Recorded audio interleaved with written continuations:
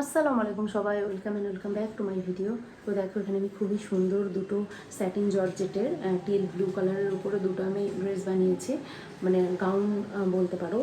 তো এটা দুই বোন দ্বারা, তো তারা সেম সেম ড্রেস এখানে অর্ডার দিয়েছে। তো আমি ড্রেস দুটো বানিয়েছি। তো চলো তোমাদের সাথে শেয়ার করে নিই আমি এই ড্রেসটা কীভাবে বানালাম। তো ড্রেস দুটো বানানোর জন্য এখানে আমি 10 মিটার আমি স্যাটিন জর্জেট ফ্যাব্রিক নিয়েছি। এটা স্যাটিন জর্জেট ফ্যাব্রিক। আর এখানে আমি 10 মিটার লাইলিনও নিয়ে নিয়েছি। আর এখানে আমি রাফে করে নিয়েছি আমি কী করব। আর এখানটাতে আমি দুজনেরই প্যাটার্ন করেছি। আমি ফ্রন্ট অ্যান্ড ব্যাক একটা প্যাটার্নেই করেছি। তো আমি পরে ওটা মানে একটা ব্যাক কেটে নিই, দেন আমি ফ্রন্টটা কেটে লাইনিং কাট করব। তো ওটা আমি আমার সুবিধার্থে অ্যাকচুয়ালি করেছি। আর এখানে আমি দেখো যে ডিজাইনটা করেছি সেটা আমি অ্যাকচুয়ালি দুই বোনের সেম কালার শেডের উপরে করব, কিন্তু সেম টু সেম ডিজাইন করবো না, একটু ডিফারেন্ট করব। তো সেই জন্য এটা আমি করেছি। তো চলো এখন আমি এই যে প্যাটার্নটা দিয়ে লাইনিং ফ্যাব্রিকটা কাট করে দিয়ে আমি মেন ফ্যাব্রিকটা কাট করা শুরু করব। তো দেখো এখানে আমি না দুটো একসাথে প্যাটার্ন করেছিলাম। তো এটা হচ্ছে ফ্রন্ট পার্ট আর এটা ব্যাক পার্ট। তো যেথায় আমি ব্যাক সাইডটাতে একটু কর্সেট স্টাইলের ডিজাইনটা করবো ডরি। তো সেখানে একটু এক্সট্রা এটা রেখেছি, কারণ আমি যে মানে ডার্টটা দেবো সেটা একটু মানে চওড়া করে দেবো, তাহলে কি ওই সুন্দর করে ডরিগুলো বসবে, ভালো করে সেলাই করা যাবে। তো সেই জন্য আমি ব্যাক সাইড একটুখানি এটা রেখেছি। এটা যখন আমি একসাথে ওই ডার্টটা দিয়ে দেবো তো তখন এটা অ্যাডজাস্ট হয়ে যাবে, তাই কোনো সমস্যা হবে না। আর এখানে দেখো ফ্রন্টেতে একটু বেশি কাট হবে, আর এখানে ব্যাকটা একটু ঠিক মানে ব্যাকটা যেমন সেরকমই।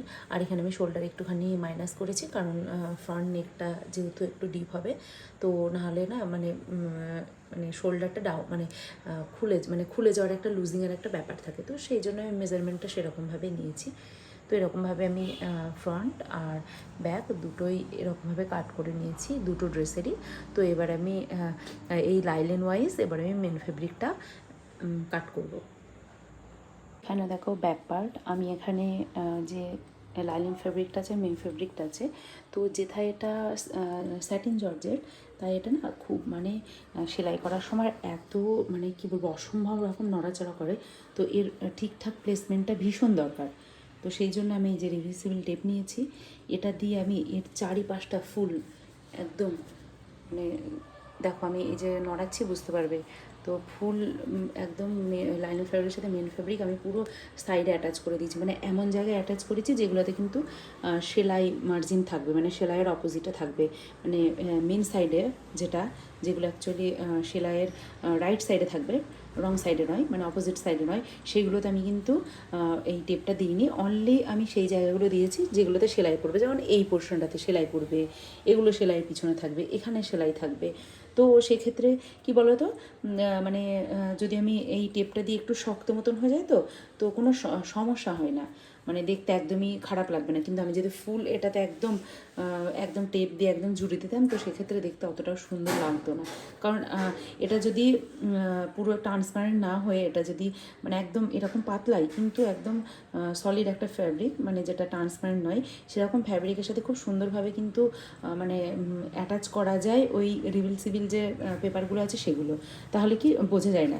কিন্তু এক্ষেত্রে না মানে খুব খারাপ দেখাবে, দেখতে খুব খারাপ লাগবে, মানে শক্ত একটা কোট জ্যাকেট একটা ব্যাপার হয়ে যাবে যদি আমি এই দুটোর মধ্যে আমি অ্যাকচুয়ালি টেপটা দিই।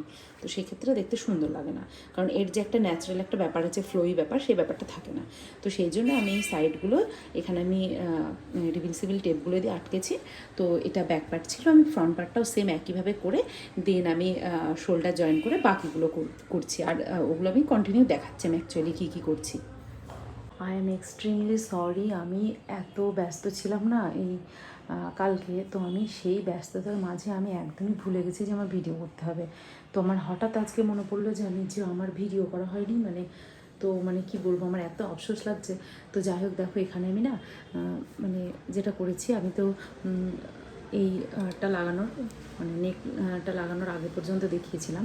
তো আমি এখানে নেকটা অ্যাটাচ করেছি। আর দেখো এখন এগুলো তুরপায়ে করা হয়নি, তুরপায়ে করলে খুব সুন্দর ফিনিশিং হয়ে আসবে। আর এখানে যে আমি যে অপোজিট সাইডে যেটা করেছি সেটা হচ্ছে, এখানে আমি আগে এই লাইনটা ইনভিজিবল করতে পারতাম না, বাট এখন আমি এটা ভালো মতনই শিখে গেছি আলহামদুলিল্লাহ। এটা আমি এই পোর্শনটাতে আমি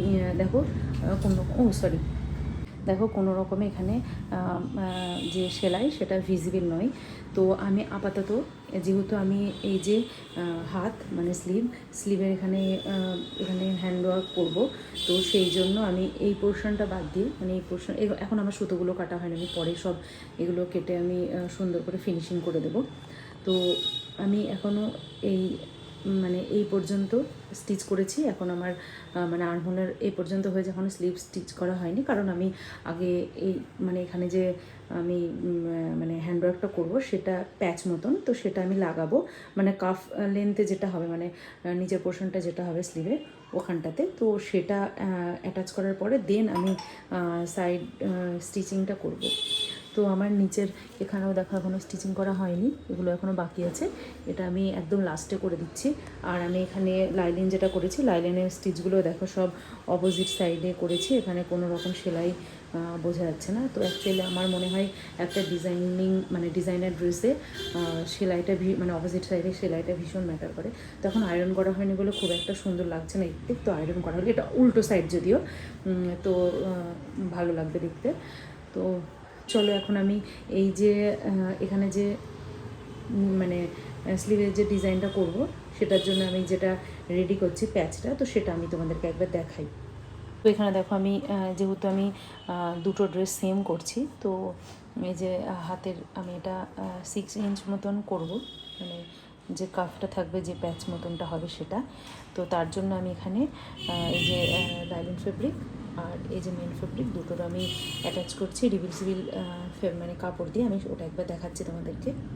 এই দেখো, এটা হচ্ছে রিভিলসিবল টেপ, যেটা টেপ নয়, সরি, শিট, যেটা ওই রিভিলসিবল টেপ ছিল না, এটা হচ্ছে টেপের আকারে পাওয়া যায়, আর এটা হচ্ছে শিটের আকারে পাওয়া যায়। তো আমার কাছে দুটোই অ্যাভেলেবেল, কারণ এগুলো খুব দরকার হয় কাজের জন্য।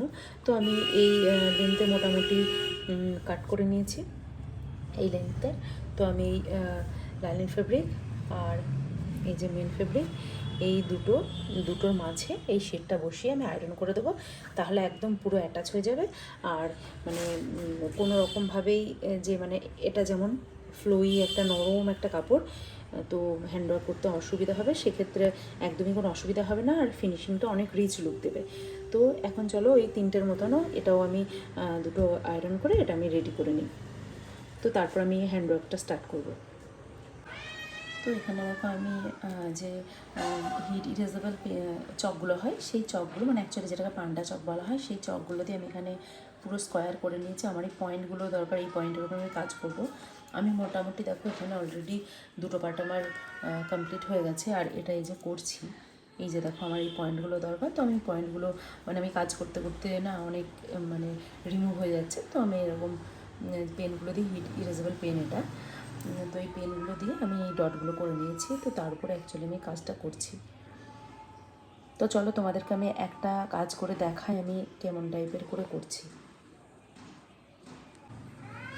তো দেখো এখানে আমি জাস্ট যে পয়েন্টটা নিয়েছি সেই পয়েন্টটা জাস্ট একটুখানি এক সুতো মতন আগিয়ে নিয়েছি, আর এই পর্যন্ত নেবো, নাহলে এই যে একটা এখানে দেখো একটা ট্রায়াঙ্গেল মতো তৈরি হচ্ছে, তো সেটা হবে না। তো আমি প্রথমে যে বিটসটা নিয়েছি সেটা এই সিকোয়েন্টটা নিয়েছি, সেই সিকোয়েন্টে দেখো এটা কিন্তু আমি এই সাইডটা উপরে রাখবো, যে সাইডটা অ্যাকচুয়ালি একটুখানি বোল টাইপের, সেটা উপরে রাখবো, আর সিকোয়েন্টের যেটা অপোজিট সাইড এটা দিয়ে অ্যাকচুয়ালি আমি নিডলটা পাস করব। তো প্রথমে আমি এরকম করে নিডলটা পাস করিয়ে নিয়ে যাব, তাহলে এই যে এরকম হলো, দেখো এই যে বোল্ড সাইডটা সেটা উপরে চলে আসলো। তো তারপরে যে বিটসটা নেব সেটা এরকমভাবে বোল টাইপের করে নেব, কারণ এটা আমার ফ্রন্টে রাখতে হবে, ওটা ব্যাকে রাখতে হবে। তো এটাকে এরকমভাবে জাস্ট একটুখানি এর পাশটাই করে, যাতে সুন্দর করে একটা ট্রায়াঙ্গেল শেপটা আসে, একটা আরেকটার উপর ওভারল্যাপ মতন হয়ে থাকে সেই মতন। তো এরকমভাবে পাস করাবো, এটা একটুখানি নিজেদেরকে হাত দিয়ে একটু ঠিকঠাক করে নিতে হবে। তো তারপরে এর নিচের অংশটাতে, এইখানটাতে ঠিক নিচটাই করে এখানটাতে সুচটা নিয়ে এসে আবার সেকেন্ডটা মানে থার্ডটা যেটা করবো সেটা উল্টো দিক দিয়ে আমি সুচটা পাস করাবো, কারণ এটা আমার মানে ফ্রন্ট সাইড চাই, তো সেই মতন। তো এটা আমি এর যে কোনো একটার মধ্যে, যে কোনো একটা সিকোয়েন্সের মধ্যে এটা পাস করিয়ে দিতে হবে। তো এটাকে একটুখানি অ্যাডজাস্ট করে নিতে হবে। দেখো এরকম চলে আসলো, একটা সুন্দর ট্রায়াঙ্গেল একটা শেপ মতন আসছে। তো পিছন দিয়ে মানে এই দুটো দুটো করে তো অ্যাডজাস্ট হয়ে গেছে, এই সিকোয়েন্স আর এই সিকোয়েন্সটা তো এখনও স্টিচ হয়নি দুটোর মধ্যে, মানে সব কটা একে অপরের সাথে রিলেশন করে মানে রাখতে হবে। তো এখান দিয়ে আমি পাস করে তারপর আমি এটাতে আমি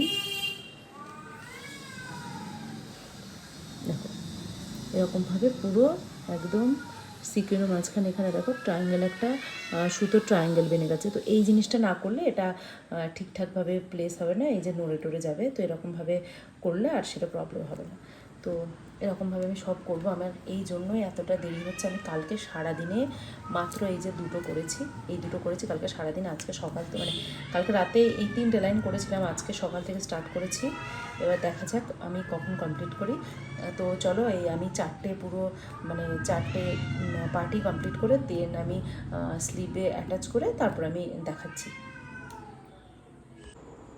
তো এখানে দেখো আমার 4টে পার্টি কমপ্লিট হয়ে গেছে। অনেকটা লেট হয়ে গেল, আমার মাঝে একটু শরীর খারাপ করছিল, তো সেই জন্য একটু লেট হয়ে গেছে করতে। তো যাই হোক আমি এটা করে নিয়েছি। তো 4টে পার্টি কমপ্লিট। আর আমি নেকটা পুরো খালি খালি লাগছিলো বলে নেকেও একটা ডিজাইন করেছি, ওটা দেখাচ্ছি তোমাদেরকে, দাঁড়াও। তো দেখো আমি এখানে খুব সুন্দর একটা নেকলাইন করেছি। তো যেথায় পুরো ফুল সলিড ড্রেসটার, তো অনলি নেকলাইনটা এখানে অনেক সুন্দর হাইলাইট করছে ড্রেসটাকে। তো এখানে আমি দুটো বিডস ইউজ করেছি, একটা অ্যাক্রিলিক পাল বিড এই ছোটোটা, আর একটা হচ্ছে মেটালিক সিলভার একটা বিডস। তো এই দুটো ইউজ করে আমি এই ডিজাইনটা বানিয়েছি। তো চলো এখন আমি ড্রেসটা পুরো রেডি করে তারপর আমি দেখাচ্ছি ড্রেসটার পুরো লুকটা।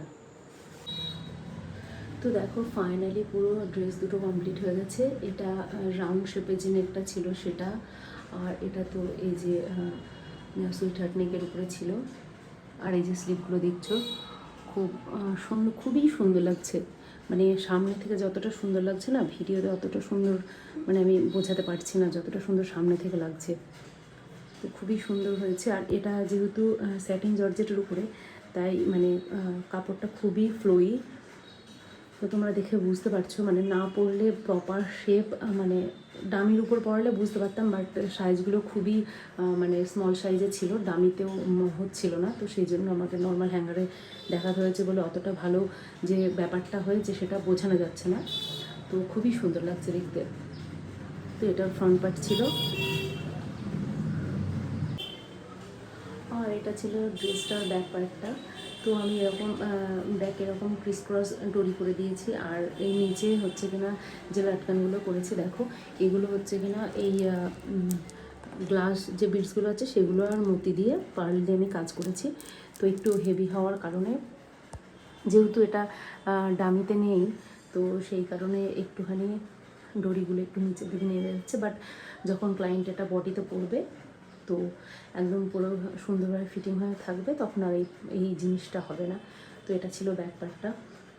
তো ড্রেসটা তোমাদের কেমন লেগেছে অবশ্যই জানিও। আর কেউ যদি এরকম বা ডিফারেন্ট কোনো ড্রেস আমার কাছে অর্ডার করতে চাও, তাহলে অবশ্যই ইনস্টাগ্রাম বা ফেসবুকে আমার সাথে যোগাযোগ করো। আর পুরো ভিডিওটা দেখার জন্য থ্যাংক ইউ সো মাচ। ভালো থেকে সবাই, টাটা।